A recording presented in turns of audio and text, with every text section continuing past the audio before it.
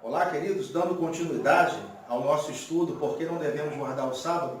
Essa é a parte 3, não é, desse estudo. Estamos falando do módulo 1 sobre a passagem da lei para a graça. Aceitar essa passagem é importante, sabendo que a lei teve o seu tempo, ela pôde conduzir aqueles que acreditavam nela, que eram guiados por ela, por um determinado período de tempo, que chegou até o tempo da reforma, até Cristo aparecer. Gálatas capítulo 4, versículo 8, vai nos trazer mais luz sobre isso. Agora ele vai começar a ser específico em alguns pontos que os mestres judaizantes estavam obrigando os crentes da Galácia a viverem, como guardar o sábado, guardar festas, guardar os anos. Então isso é bem explicado em Gálatas 4, 8. Vamos lá. Mas quando não conhecis a Deus, servis aos que por natureza não são deuses. Mas agora, conhecendo a Deus, ou antes, sendo conhecidos de Deus, como tornais outra vez a esses rudimentos fracos e pobres. Ora, ele está dizendo que esses rudimentos são fracos e são pobres, aos quais de novo quereis servir. Aí ele vai dizer que rudimentos fracos e pobres são esses, que os Gálatas estavam retrocedendo, voltando a praticar os preceitos da lei. Guardar dias, guardar festas, não é? Esses rudimentos que ele vai citar agora. Guardais dias, no 10, e meses, e tempos e anos.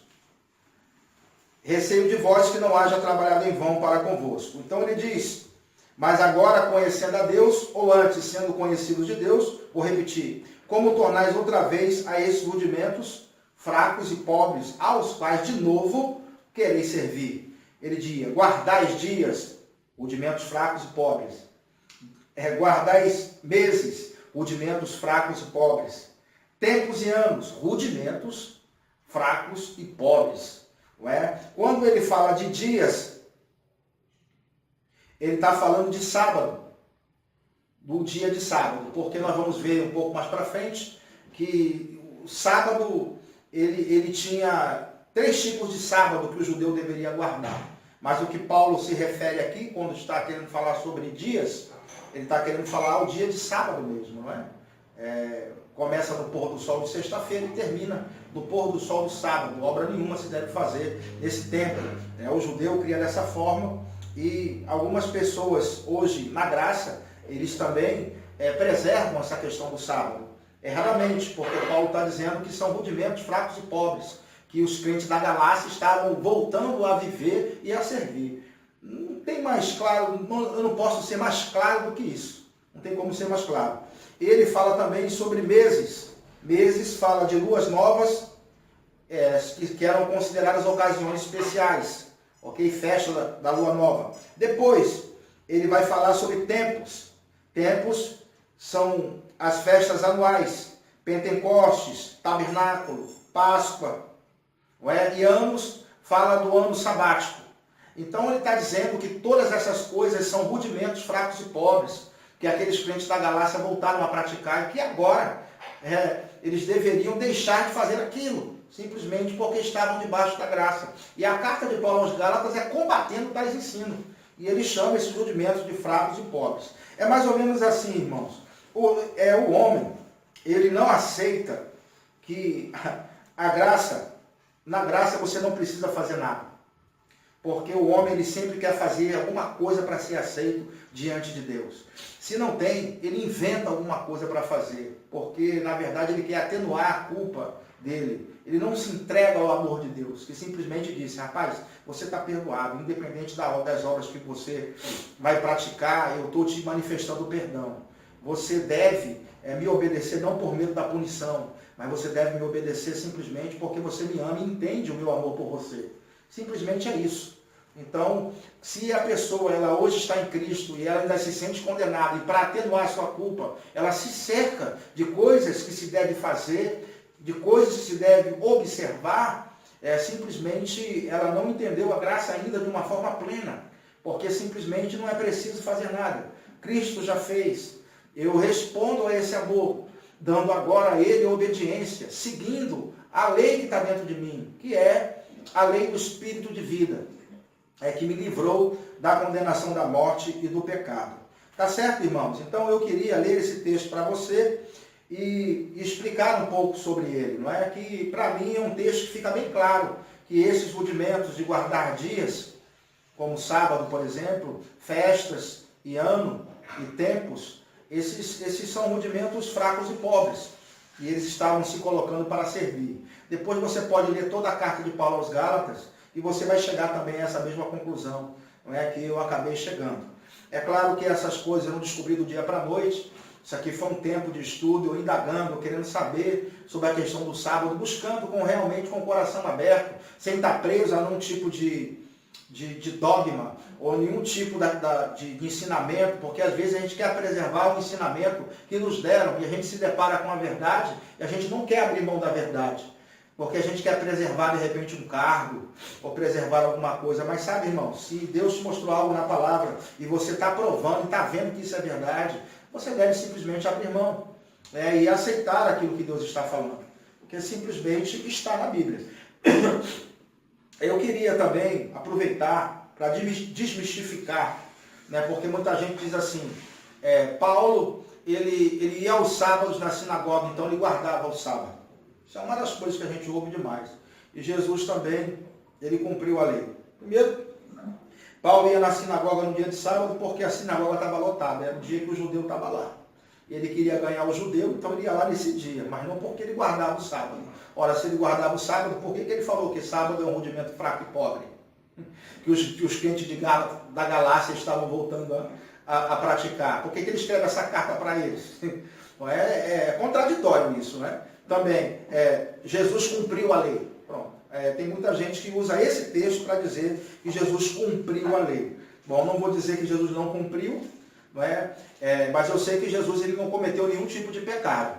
Isso eu posso afirmar. Não é? Ele, sem pecado algum. Ele tomou os meus pecados na cruz, mas ele não tinha pecado nenhum. Isso eu tenho certeza.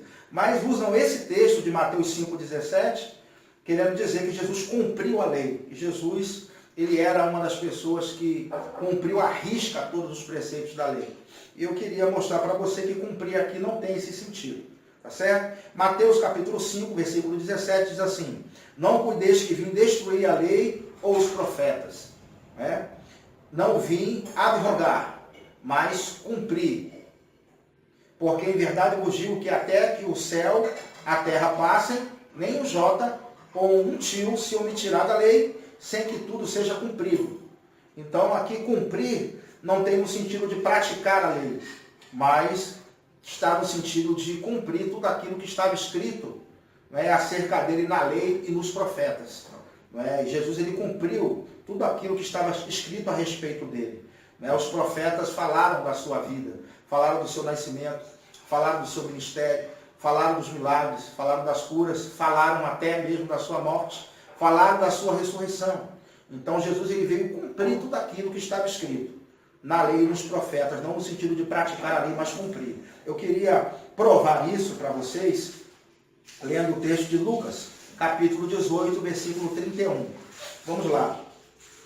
E tomando consigo os 12, disse-lhes: eis que subimos a Jerusalém, e se cumprirá no Filho do Homem tudo o que pelos profetas foi dito, foi escrito. Pois há de ser entregue às gentes, escarnecido, injuriado e cuspido. E havendo açoitado, o matarão, e ao terceiro dia ressuscitará. Então ele está mostrando que aquilo que estava escrito acerca dele iria se cumprir quando ele fosse morto e quando ele ressuscitasse. Atos capítulo 13, versículo do 29 ao 30, também vai me mostrar essa mesma ideia.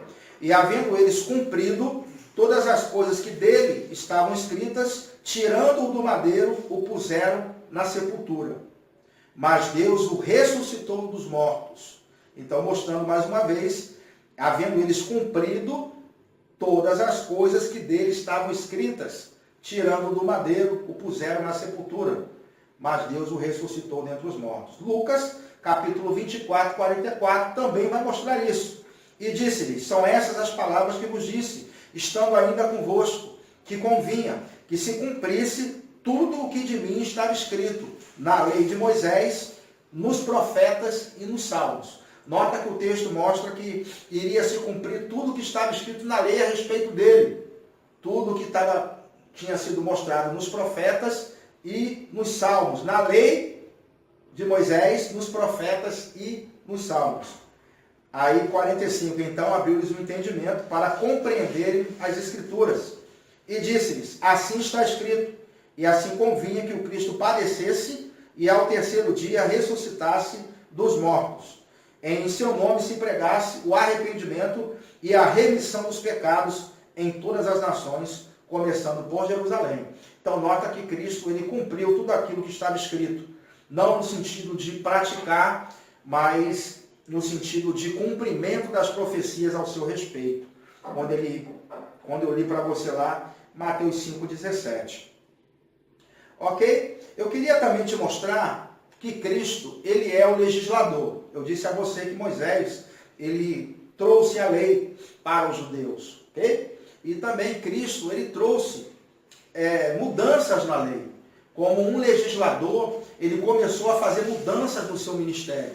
Teve mudanças que ele operou enquanto estava no seu ministério terreno. E hoje existem, depois, até hoje, claro, depois até hoje, começou a operar mudanças no sentido de, através do Espírito Santo, começar a trazer exatamente o que iria vigorar. Jesus não trouxe tudo, não é? O que iria vigorar. Ele trouxe uma parte, ele morreu, ressuscitou, e depois ele prometeu que iria mostrar mais coisas. Essas coisas foram mostradas através do ministério do Espírito Santo, mostrando para os apóstolos, não é? Que a gente chama os apóstolos fundacionais, aqueles que estabeleceram doutrinas, como Tiago, como Pedro, como João, como Judas, como Paulo, não é? O maior de todos que a gente pode mostrar nessa questão de estabelecer doutrinas. Paulo foi o maior. Jesus apareceu para ele e ministrou coisas a ele pessoalmente, então Paulo teve esse privilégio, ok? E outras coisas que pelo Espírito Santo foi sendo mostrado a ele acerca da lei. Mas as mudanças, Cristo, algumas ele começou a fazer já no seu ministério terreno, e eu queria te mostrar que ele começou a mudar a lei de Moisés. Preste atenção. Mateus capítulo 5, versículo 21, olha as mudanças dele fazendo. Ouviste o que foi dito aos antigos, não matarás, mas qualquer que matar será réu de juízo. Eu, porém, vos digo, ora, ele já fazendo mudança. Moisés disse isso, eu, porém, vos digo.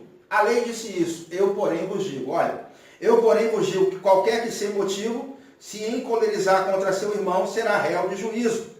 E qualquer que disser a seu irmão racá, será réu do sinédrio. E qualquer que ele disser louco, será réu do fogo do inferno. Então ele está falando a questão que é pecado, está dizendo, foi dito aos antigos, não matarás, mas qualquer que matar será réu de juízo. Jesus aqui, ele começa a fazer mudança, ele diz, rapaz, matar é errado, certo? Mas eu queria matar logo na fonte. Eu queria dizer a vocês que se irá já é errado. Ele querendo matar na fonte, mostrando que é algo mais excelente. A lei, ela trazia uma certa restrição, mas a graça, ela traz algo mais excelente, porque mata na raiz. Mostra, você não deve ter raiva do seu irmão, nem conservar ódio, porque alguém só mata depois de ter pensado. Não é? Muitos, depois de ter arquitetado, vai lá e comete, porque fomentou a raiva, fomentou a ira e fomentou o ódio. Então Jesus mata na raiz, ele diz, olha, qualquer que se irá contra seu irmão já está pecando. Simplesmente é isso, Jesus matando na raiz. Então ele fez mudança na lei. Vou continuar mostrando isso para você, certo? Mateus 5, 27. Ouviste o que foi dito aos antigos, não cometerás adultério. Na lei está mostrando isso, não cometerás adultério. 28. Eu, porém, vos digo, ou seja, a lei diz isso, eu, Cristo, porém, vos digo, que qualquer que atentar numa mulher para cobiçar já em seu coração, cometeu adultério com ela. Então Jesus mais uma vez vai na fonte. O adultério é uma expressão de algo que começou no coração E Jesus, então, ele está mostrando que você deve matar na fonte, não deixar, né, que essa inclinação cresça dentro de você. Então ele vai muito além da lei, do que está escrito na lei. Então começa a me mostrar, apontar para a graça, porque a lei do Espírito de vida, ela te dá condições de você poder dizer não a essa inclinação. Não é? O homem, ele tem condições de dizer isso. O homem nascido de novo, o crente nascido de novo, ele tem condições de vencer, não é? Todo o apetite da sua carne. Mateus 5,33 também vai continuar fazendo mudança. Outro sim ouviste que foi dito aos antigos: não perjurarás, mas cumprirás teus juramentos ao Senhor. Eu, porém, vos digo que de maneira nenhuma jureis, nem pelo céu, porque é o trono de Deus, nem pela terra, porque é os cabelos de seus pés, nem por Jerusalém, porque é a cidade do grande rei. Nem jurarás pela tua cabeça, porque não podes tornar um cabelo branco ou preto. Seja, porém, o vosso falar sim, sim, e não, não, porque o que passa disso é procedência maligna. Então, na lei estava escrito que não deveria jurais, você deveria cumprir os seus votos, cumprir os seus juramentos. E Jesus está dizendo: eu, porém, vos digo, na lei diz isso, eu, porém, vos digo, que você não deve nem fazer juramento. Não é? Você deve simplesmente ter a sua palavra. Disse sim é sim, disse não é não. Como se fosse uma imitação de Deus. O que Deus disse está dito. Deus, ele falou, está falado. Uma palavra só. E a Bíblia diz em Efésios 5:1, sede imitadores de Deus como filhos amados. Então podemos notar que Jesus, ele começou a fazer mudanças na lei como legislador. Por isso que Moisés disse: nos últimos dias o Senhor, ele levantará um profeta semelhante a mim, a ele ouvi. Por isso que no Monte da Transfiguração, naquela visão aberta, onde o céu se abre, aparece a lei, Elias e Moisés, representando a lei e os profetas, né? E Jesus representando a graça. E a voz dizia assim: eis o meu filho amado, em quem a minha alma se compraz, a ele ouvi. Mostrando justamente que Cristo era a pessoa que viria fazer mudanças na lei, e que nós deveríamos abraçar então toda essa mudança que foi feita. Ok? Mateus 5,38, ele vai continuar fazendo mudança. Ouviste o que foi dito, olho por olho, dente por dente. Eu, porém, vos digo. Jesus fazendo mudança na lei. Não resistais ao mal, mas se qualquer que bater na face direita, oferece-lhe também a outra. E ao que quiser pleitear contigo e tirar-te o vestido, larga-lhe também a capa. É interessante porque houve mudança na lei. Mas quem costuma guardar o sábado, costuma dizer, não é, que foi abolido toda a parte cerimonial, mas a parte do sábado não foi. Mas nós lemos o texto de Gálatas capítulo 4, 16, Paulo citando a questão do sábado, né? Quando ele diz dias, depois ele fala festas, depois ele fala tempos, depois ele fala anos, dias ali representa sábado, abolindo, não é, a questão também do dia de sábado. Não devemos guardar nenhum preceito da lei. O que deve vigorar, então, é a lei de Cristo. Se você quiser continuar lendo, ele vai continuar fazendo mudanças na lei. Quer ver?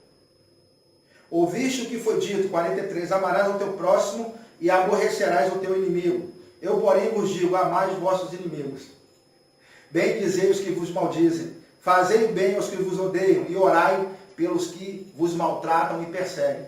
Mudou ou não mudou? Cristo fazendo mudança na lei. Então Cristo é o legislador. Agora, muita mudança, algumas mudanças, Cristo, ele começou a fazer, certo? Ele iniciou fazendo. Agora, teve outras mudanças que ele teve que fazer depois, porque o povo não estava pronto para ouvir tudo que ele tinha para dizer. Isso fica muito claro em João 16:12, quando ele diz assim: ainda tenho muito que vos dizer, mas vós não podeis suportar agora. Então Jesus, conversando com os discípulos, ele falando: olha, eu tinha muita coisa para dizer a vocês, mas vocês não vão suportar. É interessante que ele usa a palavra suportar, ele não usa a palavra entender. Entender como se eles não tivessem com um nível de entendimento grande para entender aquilo, mas ele falou sobre suportar. Porque justamente, se ele tivesse que falar que todo aquele cerimonial da lei, todas aquelas festas, aqueles dias que eles guardavam, deveria chegar ao fim, eles não iriam suportar, ele ia perder a sua plateia. Então Jesus era prudente, não é? E ele soube que primeiro deveria ter uma obra interna dentro do homem, e essa própria obra interna iria guiar o homem a toda a verdade. Então, quando nós olhamos para as cartas que foram escritas, ali não existe nenhuma menção a guardar o sábado ou voltar a praticar nenhum preceito da lei. A única coisa que Tiago fala lá em Atos 15 é que se deve guardar da prostituição, deve-se se abster da carne de animais sufocados, ok? E se abster do sangue. O resto, ele não diz que é para a gente guardar nada. Tá certo, irmãos? Então, ele fala no 13. Mas quando vier aquele Espírito de verdade, ele vos guiará em toda a verdade, porque não falará de si mesmo, mas dirá tudo o que tiver ouvido, vos anunciará o que há de vir. O que há de vir o quê? As mudanças. Certamente. Ele me glorificará, porque há de receber do que é meu, e vou-lo há de anunciar. Havia muitas coisas a serem mudadas, não é? E essas mudanças elas foram inseridas aos poucos, porque eles não iriam suportar. Bom, irmãos, eu vou ler aqui Romanos capítulo 10, versículo 1, e eu creio que eu vou terminar. Pelo menos nessa primeira fase. Irmãos, o bom desejo do meu coração e a oração a Deus por Israel é para a sua salvação, porque lhe dou testemunho de que tem zelo de Deus, mas não com entendimento. Porquanto não conhecendo a justiça de Deus e procurando estabelecer a sua própria justiça, não se sujeitaram à justiça que vem de Deus. Porque o fim da lei é Cristo. Aleluia. A expressão fim da lei, irmãos, mostra que realmente terminou. O fim da lei é Cristo para a justiça de todo aquele que crê. Porque a lei, ela não tem condições nenhuma de dar vida a ninguém. Então, os judeus, eles rejeitaram a Cristo porque eles quiseram estabelecer sua própria justiça e permaneceram naquela justiça que a lei dava. Como a lei não podia justificar ninguém, então muitos deles não foram salvos, simplesmente porque não creram em Cristo. Gálatas, capítulo 3, versículo 21 vai dizer: logo a lei é contra as promessas de Deus, de nenhuma sorte, porque se dada fosse uma lei que pudesse vivificar, a justiça, na verdade, teria sido pela lei. Como a lei não pode trazer vida para ninguém, então não foi pela lei. Agora eu gostaria de mostrar para os irmãos que não estamos debaixo da lei, não é? Estamos debaixo da graça, mas não estamos sem lei. É muito bom a gente falar nisso, porque muita gente pode nos acusar de não ter lei nenhuma fora da lei, não tem parâmetro nenhum. Mas o Novo Testamento é claro quando mostra para mim que existem algumas coisas que devemos observar. Vamos lá. Romanos capítulo 8, do 1 ao 2 diz: portanto, agora nenhuma condenação há para os que estão em Cristo Jesus, que não andam segundo a carne, mas segundo o Espírito. Porque a lei do Espírito de vida em Cristo Jesus me livrou da lei do pecado e da morte. Então, existe uma lei chamada Lei do Espírito de Vida, que nós estamos agora debaixo e sujeito a ela. Essa lei, ela vai nos mudando, vai nos moldando e vai transformando a nossa vida. Existe também a lei de Cristo.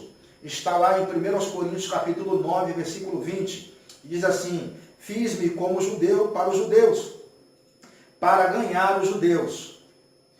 Para os que estão debaixo da lei, como se estivera debaixo da lei, para ganhar os que estão debaixo da lei. Então Paulo, às vezes, ele se fazia que estava debaixo da lei e se infiltrava entre os judeus para tentar ganhar algum judeu. 21. Para os que estão sem lei, como se estivera sem lei, não estando sem lei para com Deus, mas debaixo da lei de Cristo, para ganhar os que estão sem lei. Então existe a lei de Cristo, o qual nós estamos debaixo da lei de Cristo. Existe também a lei da fé. Está lá em Romanos 3, 27. Ela se contrapõe à lei de Moisés. Onde está logo a jactância? Já lemos esse texto aqui. É excluída. Por qual lei? Das obras? Não, mas pela lei da fé. Glória a Deus, não somos fora da lei.